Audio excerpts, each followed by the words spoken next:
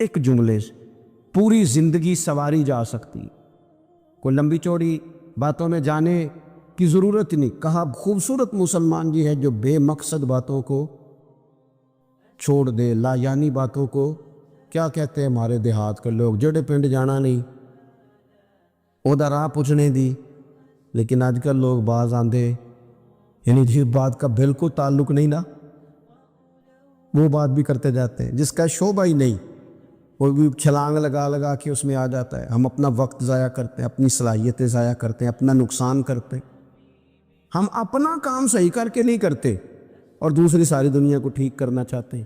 او بھائی, آپ جس جگہ جس شعبے سے تعلق رکھتے ہیں آپ اپنے معاملات میں مضبوطی پیدا کریں. حضور نے اپنی فصاحت کے ساتھ, بلاغت کے ساتھ لوگوں کو قائل کیا, اور قرآن مجید کی تاثیر کا یہ اثر میرے کریم رسول نے دکھایا کہ رات کو جب حضور بیٹھ کے قرآن پاک پڑھتے تھے نا,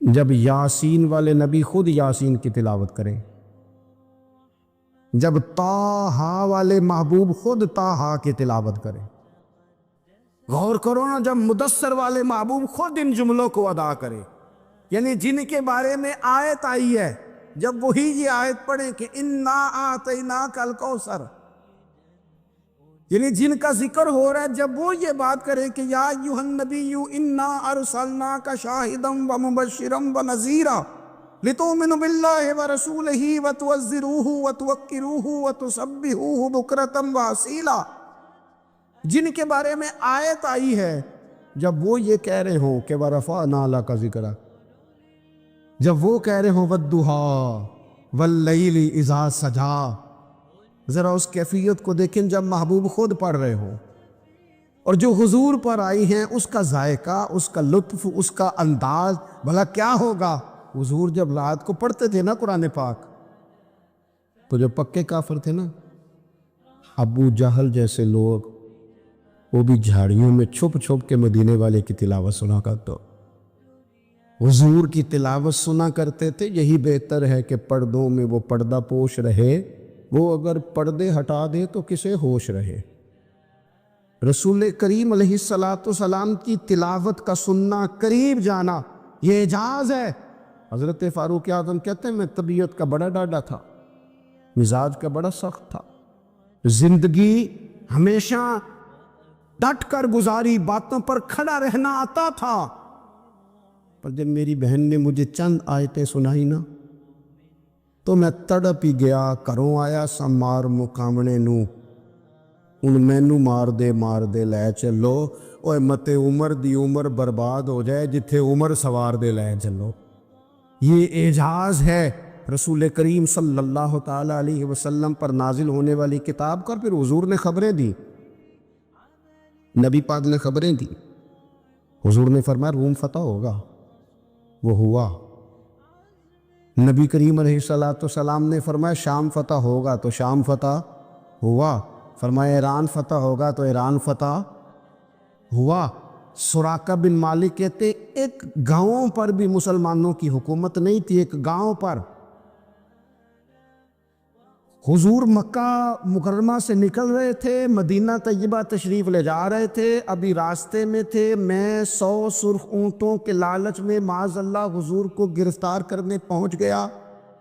محبوب نے حکم دیا, حضور کا معجزہ میں نے آنکھوں سے دیکھا, میرا گھوڑا زمین میں دھستا چلا گیا. میں نے معافی مانگی, حضور نے معاف کر دیا. میں نے سمجھا اچانک ہو گیا ہے. یہ منوانا بھی بڑا مشکل کام ہے. شجر و حجر پہچان گئے, انسان کی نظروں میں شاکی رہا. یہ کچھ ایسے لوگ ہیں جن کو منوانا توبہ توبہ, ماننے کو تیار نہیں, دیکھ دیکھ کے بھی ماننے کو تیار ہے نہیں, ماننے کو تیار ہی نہیں.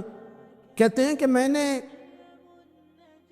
پھر چاہا آگے بڑھنا, تو پھر زمین کے اندر میرے گھوڑے کے پیر دھنسنے لگے, پھر معافی مانگی.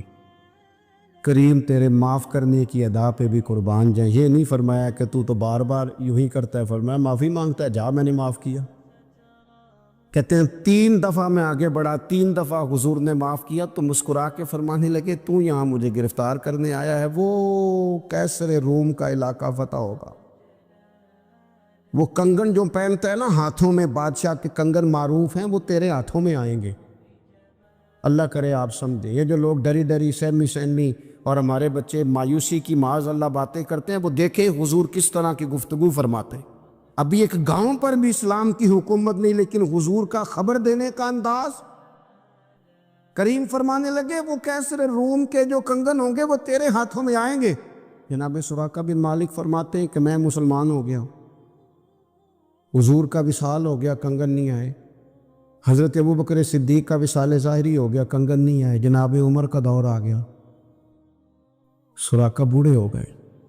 کوئی بندہ پوچھتا نا کہ اب تو عمر ڈھل گئی ہے، زندگی کا پتہ نہیں، کہنے لگے نہیں میں نہیں جاتا،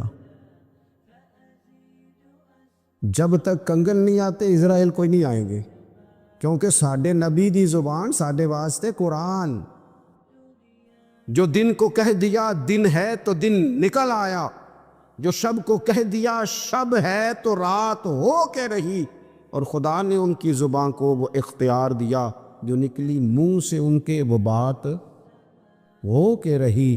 اور فاضل بریلوی کا تو انداز ہی پھر انوکھا ہے نا، وہ تو کہتے ہیں وہ زبان جس کو سب کن کی کنجی کہے، جس کو سب کن کی کنجی کہے، اس کی نافذ حکومت پہ لاکھوں سلام۔ کہنے لگے نہیں آتے حضرت اسرائیل، فکر نہ کرو، بوڑھے ہو گئے تھے، نکلنا گھر سے بند کر دیا تھا، حضرت عمر کا دور تھا، کنگن آ گئے۔ حضرت فاروق اعظم نے ان کے پوتوں سے، نواسوں سے، بچوں سے کہا جاؤ بلا کے لاؤ، کا دادا جان بوڑھے ہیں، فرمایا تم کان میں کہہ دینا کنگن آ گئے، پھر تم دیکھنا تو صحیح۔ پھر حضرت سراقہ آئے، حضور نے جو خبریں دی، نبی پاک علیہ الصلوۃ والسلام نے جو گزشتہ قوموں کے احوال بیان کیے، اور پھر میرے نبی پاک علیہ الصلوۃ والسلام نا دنیا میں عزتیں دینے آئے، عزتیں۔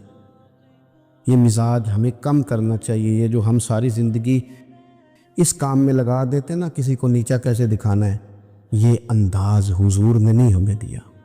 آپ دیکھو حضور تشریف لائے تو ہمیں پتہ چلا کہ حضرت یوسف جیسا سونا کوئی نہیں، حضور تشریف لائے تو ہمیں پتہ چلا کہ حضرت داؤد جیسی خوبصورت آواز کسی کی نہیں، حضور تشریف لائے تو ہمیں پتہ چلا کہ جناب عیسیٰ علیہ السلام کا فقر اختیاری کس طرح کا تھا، محبوب تشریف لائے تو ہمیں پتہ چلا کہ حضرت موسیٰ کا جلال کس طرح کا تھا۔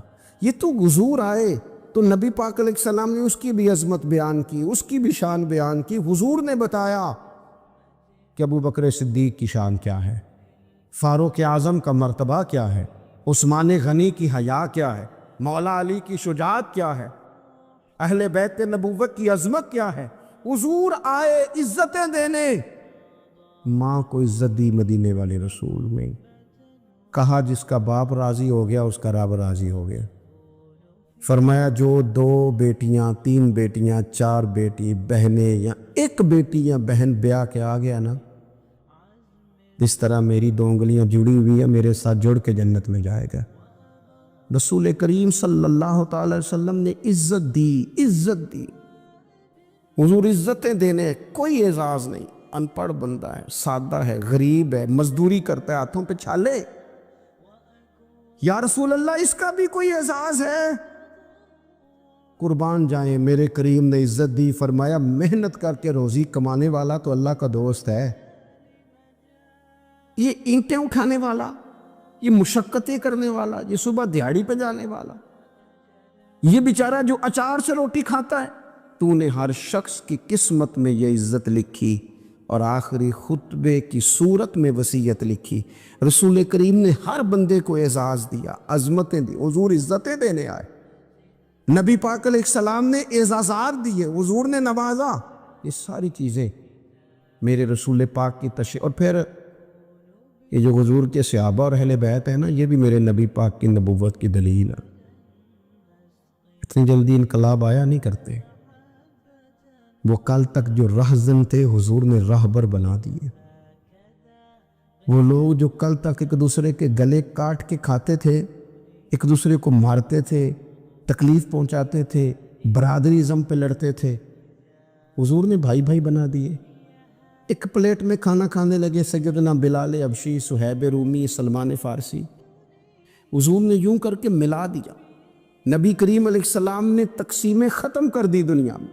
حضور کے صحابہ نے اپنا کردار اس طرح کا دکھایا، اتنا بلند کیا، اور صحابہ کرام علیہم رضوان اس کو دیکھ کر اتنی بلندیوں پہ گئے کہ گواہیاں اللہ کا قرآن دیتا ہے. فرمایا محمد الرسول اللہ والذین معہ اشداء علی الکفار رحماء بینہم تراہم رکعا سجدا یبتغون فضلا من اللہ ورضوانا. اور میں یہ جو میرے محبوب کے ساتھ والے ہیں کافروں پر سخت ہیں، آپس میں نرم دل ہیں. تم جب بھی انہیں دیکھو گے سجدے کرتے دیکھو گے، رکوع کرتے دیکھو گے، تم انہیں دیکھو گے اللہ کی رضا کے متلاشی ہیں. انہیں ساری مادہ پرستی سے نکال کر محبوب نے رب کی رضا کے رستے پہ ڈال دیا. میرے نبی کریم سید عالم صلی اللہ تعالیٰ علیہ وسلم کی نبوت کے دلائل کے طور پر یہ ساری چیزیں آئیں. بس میں بات سمیٹنے لگا ہوں. حضور کا جو اخلاق ہے نا، وہ بھی نبی کریم علیہ السلام کی نبوت کی بہت بڑی دلیل ہے. وَإِنَّكَ لَعَلَىٰ خُلُقٍ عَظِيمٍ. محبوب ہم نے آپ کو نا خلق عظیم کا مالک بنایا ہے. کچھ لوگ سمجھتے ہیں صرف آپ کا بولنے کا انداز ٹھیک ہو تو آپ با اخلاق ہیں. نہیں بھائی، بولنے کا انداز ٹھیک ہونا با اخلاق نہیں، سچ بولنا اخلاق کی علامت. آپ کا حق بات کرنا اخلاق ہے، آپ کا صحیح گواہی دینا اخلاق ہے، آپ کا اللہ تعالیٰ کی طرف سے آزمائش آنے پر صبر کا مظاہرہ کرنا اونچا اخلاق ہے. رب نعمت دے تو آپ کا وجود ڈھلتا جائے شکر میں، یہ اخلاق ہے. رب کریم اگر آپ کو کسی وقت کسی آزمائش میں اپنی حکمت سے ڈالتا ہے تو عزت نفس کو برقرار رکھنا، خودداری کو برقرار رکھنا، یہ اخلاق. نبی پاک نے اعلیٰ ترین اخلاق کی بات بتائی، اعلیٰ ترین. حضور نے لوگوں سے بیعت لیتے وقت کہا تھا میرے ہاتھ پر بیعت کرو، چوری نہیں کرو گے. نبی پاک علیہ السلام نے مختلف امور پر بیعت لی. حضرت حکیم بن حزام کہتے ہیں حضور نے میرے ہاتھ پہ ہاتھ رکھ کے کہا میرے ہاتھ پہ ہاتھ رکھ کے بیعت کرو کہ کسی دنیا دار سے سوال نہیں کرو گے، خودداری سے زندگی گزارو گے، عزت نفس سے. جو رب نے تمہیں دیا ہے تم اس پر راضی رہو گے. لوگوں کی جیبوں کو ٹٹولنا، دوسروں کی دولتوں پہ راج کرنا، دوسروں کے مال پر نگاہیں ڈالنا اللہ کے حبیب نے پسند نہیں فرمایا. فرمایا بیعت کرو کہ تم کبھی کسی سے سوال نہیں کرو گے. حد ہو گئی. نبھانے والوں نے پھر اس عہد کو نبھایا اور کمال کر دی. حضرت حکیم بن حزام گھوڑے پہ بیٹھے تھے، ہاتھ میں درہ تھا، وہ زمین پہ گر گیا. قریب غلام کھڑا تھا. حضرت حکیم بن حزام خود گھوڑے سے اترے، درہ اٹھایا، دوبارہ گھوڑے پہ بیٹھے. غلام عرض کرنے لگا حضور مجھے بتا دیتے میں اٹھا کر دے دیتا. آنکھیں چمک اٹھیں. فرمانے لگے کیسے بتا دیتا؟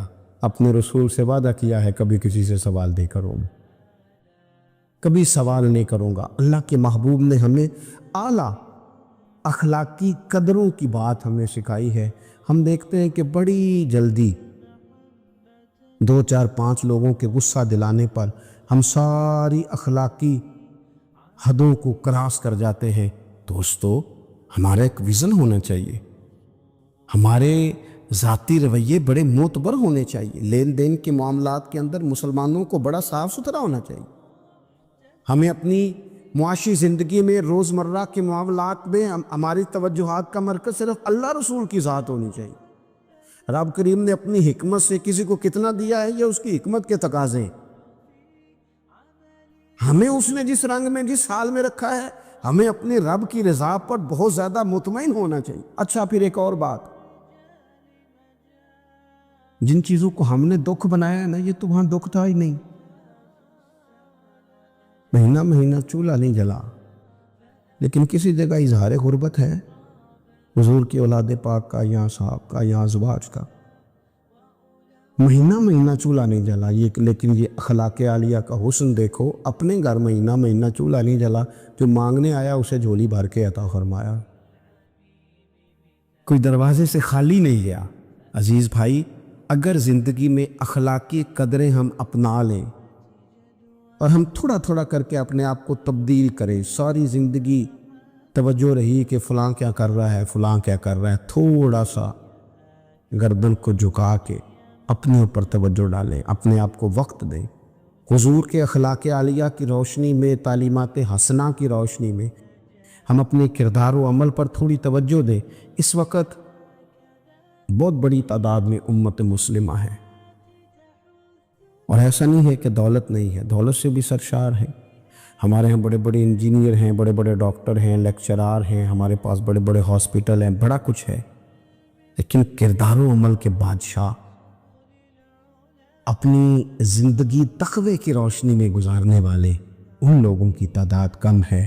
اگر کوئی آج بھی سارے کام نیک کرے لیکن جائیداد میں سے بیٹی کا حق رکھ جائے تو پھر اس نے کیا میلاد منایا؟ اگر آج بھی جو 2-4 لوگ بیچارے اس کے زیر دست ہیں، ملازمین ہیں، ان کے ساتھ اس کا رویہ انتہائی سخت ہو تو اس نے کیا میلاد منایا؟ اگر آج بھی وہ برادری ازم کی بنیاد پر دوستیاں کرے اور چھوٹے بڑے کی وہ تقسیم رکھے، جسے حضور نے فرمایا کہ قبیلے تو تعارف کے لیے، ورنہ کسی عربی کو اجمی پر، گورے کو کالے پر کوئی فضیلت نہیں۔ اگر کوئی آج بھی اس برادری ازم کا قائل ہے پھر اس نے کیا میلاد منایا؟ اگر کوئی شخص آج بھی اپنے آپ کو مادہ پرستی میں پوری طرح دھکیل چکا ہے اور رضا الہی کا مسافر نہیں بنا تو اس نے کیا میلاد منایا؟ اپنی طبیعتوں میں روحانی تبدیلی اور وہ خاص افکار جو حضور اپنے غلاموں میں پیدا فرماتے، ان افکار کو پیدا کرنا، سوچوں کو بدلنا، سوچوں کو۔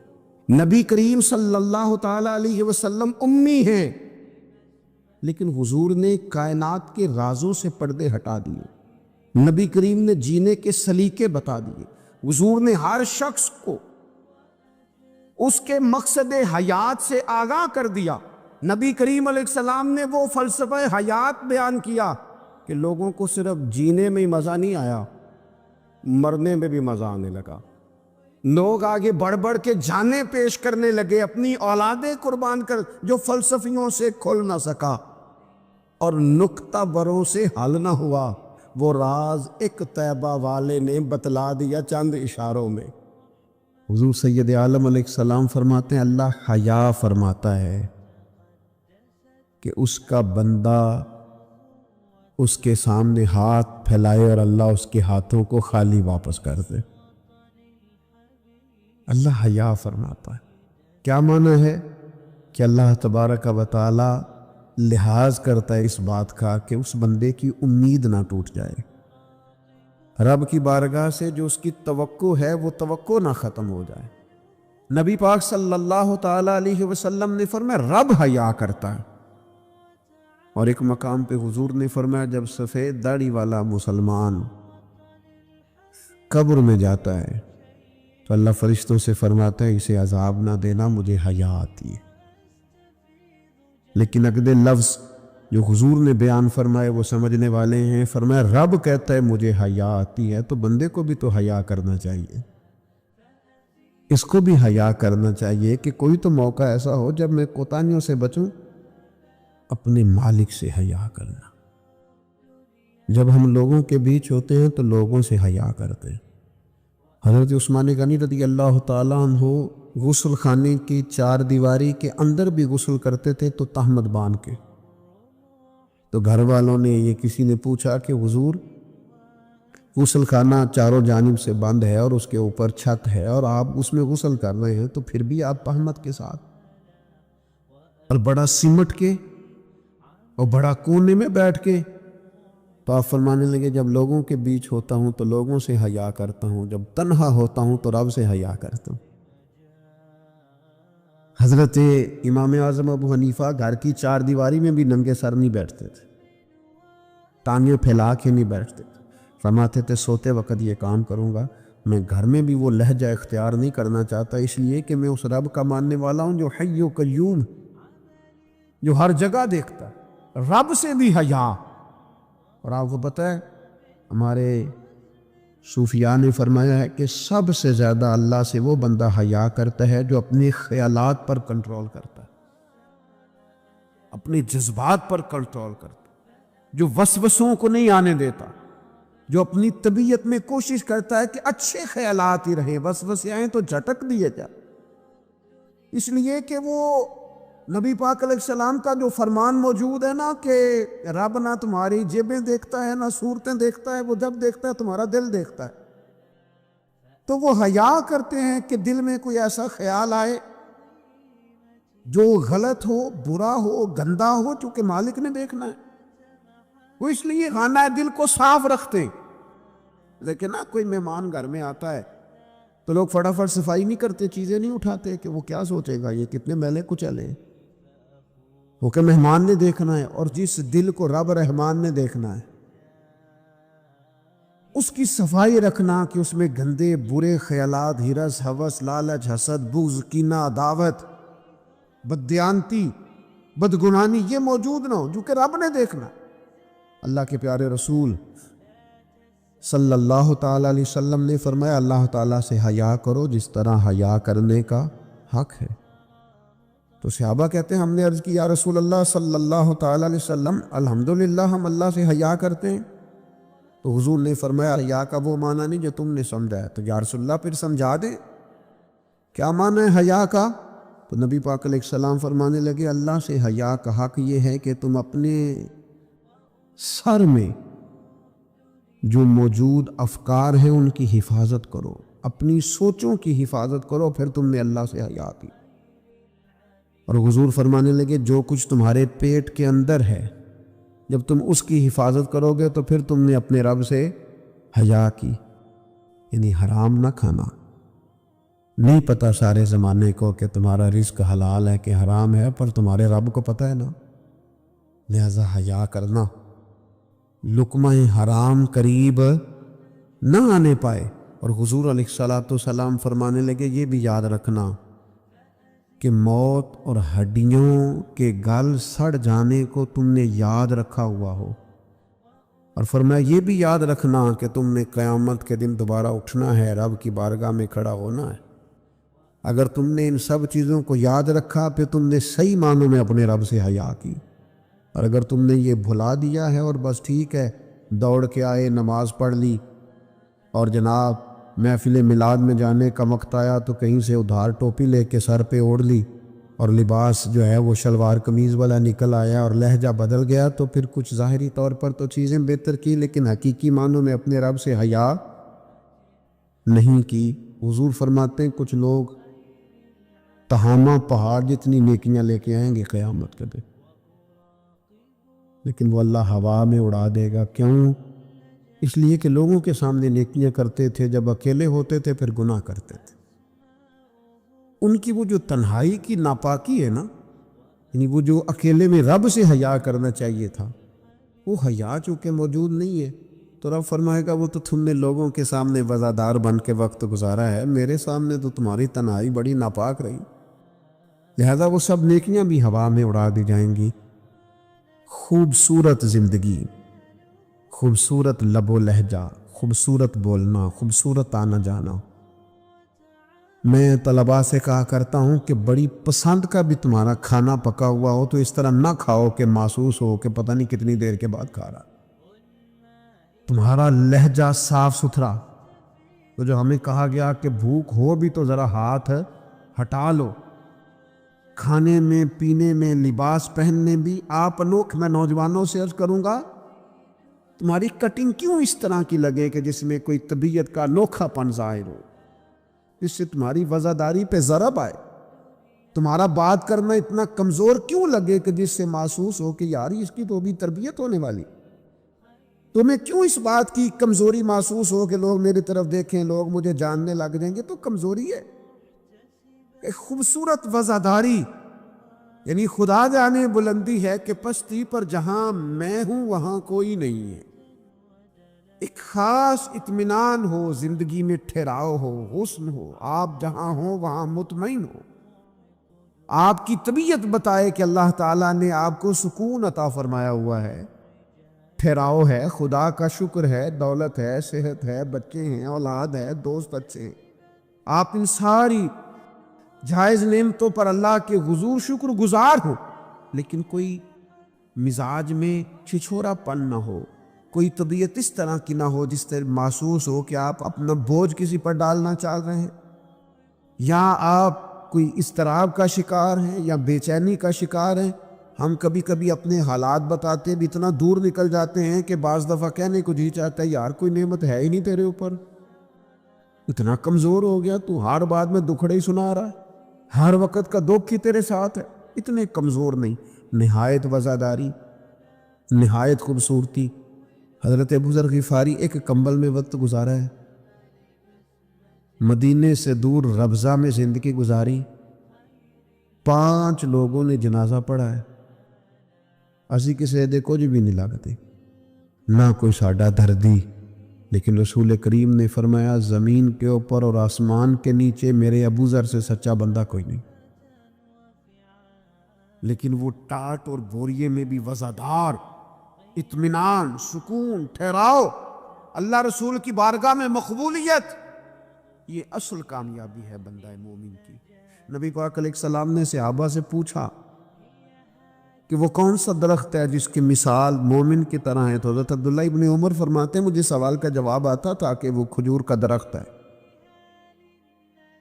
لیکن چونکہ حضرت عمر بیٹھے تھے میرے والد، چونکہ حضرت صدیق اکبر بیٹھے تھے، چونکہ حضرت عثمان غنی بیٹھے تھے، چونکہ علم و حکمت کے تاجور مولا علی بیٹھے تھے، مجھے جواب آتا تھا، لیکن حضرت عبداللہ ابن عمر فرماتے ہیں حیا مانے تھی، حیا نے مجھے منع کیا کہ اتنے بزرگ بیٹھے ہوں اور تو جواب دیتا پھرے۔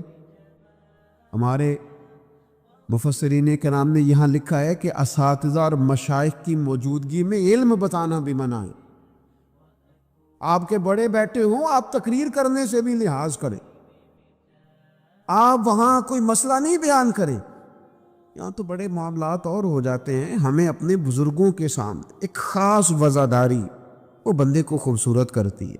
حضرت عباس حضور کے چچا ہیں، ان کے بیٹے جناب عبداللہ ابن عباس فرماتے ہیں میرے والد سے کسی نے پوچھا تھا آپ بڑے ہیں کہ نبی پاک؟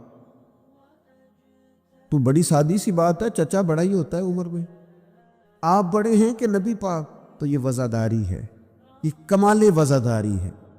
یہ ان لوگوں کا طریقہ ہے جو بڑے رسیلے سجیلے، جو بڑے خوبصورت لوگ ہوتے ہیں، جن کے لہجوں سے لفظ نہیں شہد ٹپکتا ہے۔